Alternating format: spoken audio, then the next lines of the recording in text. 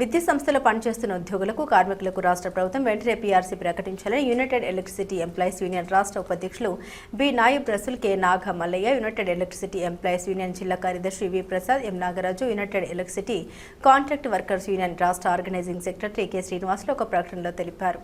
శుక్రవారం బద్వేల్లోని స్థానిక ఎస్డీఓ హోం నందు విద్యుత్ శాఖ ముఖ్య నాయకుల సమావేశం జరిగింది. సమావేశంలో వారు మాట్లాడారు. కూటమి ప్రభుత్వం అధికారంలోకి వచ్చి 2 సంవత్సరాలు గడుస్తున్నా ఇంతవరకు కాంట్రాక్ట్ కార్మికులకు రెగ్యులర్ చేయకపోవడం అన్యాయమని వారు తెలిపారు. అలాగే పీఆర్సీ ప్రకటించకపోవడం బాధాకరమన్నారు. విద్యుత్ ఉద్యోగులకు పెండింగ్లో ఉన్న 3 డిఏలు కరువు భత్యం వెంటనే విడుదల చేయాలని వారు డిమాండ్ చేశారు. నా పేరు B Nayab Rasool, united electricity employees union రాష్ట్ర ఉపాధ్యక్షుడిని. ముఖ్యంగా జూన్ 2వ తేదీన విజయవాడ నగరం నందు ఎంబీకే భవన్ వద్ద అఖిల పక్షం అంటే అన్ని కార్మిక సంఘాలు కుల సంఘాలతో కలిపి రౌండ్ టేబుల్ సమావేశం ఏర్పాటు చేయడం జరిగినది.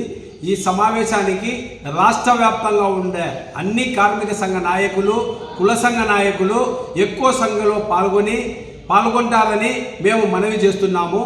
ముఖ్యంగా ఈ ప్రభుత్వము 2026 పీఆర్సీ ఇప్పటి వరకు ప్రకటించకపోవడము చాలా దుర్మార్గమని, అలాగే రాష్ట్ర వ్యాప్తంగా 3 డిఏలు విద్యుత్ శాఖలో 3 డిఏలు పెండింగ్లో ఉన్నాయి. ఆ డిఏల పైన అలాగే కాంట్రాక్ట్ కార్మికులకు లోకేష్ బాబు యువగల పాదయాత్ర సందర్భంగా వాళ్ళందరికీ రెగ్యులర్ చేస్తామని హామీ ఇవ్వడం జరిగినది.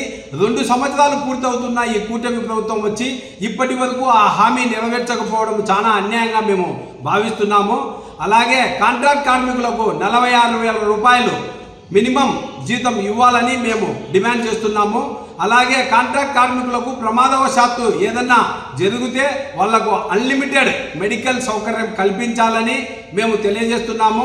అలాగే కాంట్రాక్ట్ కార్మికులకు ₹1 కోటి ఇన్సూరెన్స్ సౌకర్యం కల్పించాలని, వారికి రిటైర్డ్ అయిన సందర్భంగా కాంట్రాక్ట్ కార్మికుడిగా రిటైర్డ్ అయిన సందర్భంగా 10 లక్షల రూపాయలు గ్రాట్యుటీ ఇవ్వాలని మేము సభాముఖంగా డిమాండ్ చేస్తున్నాము.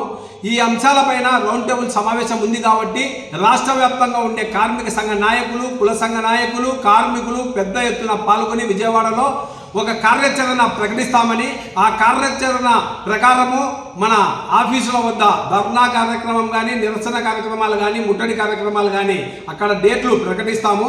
అందుకోసము కార్మికులు దయచేసి అందరూ పెద్ద సంఖ్యలో పాల్గొని జయప్రదం చేస్తారని మేము ఈ సభాముఖంగా తెలియజేస్తున్నాము.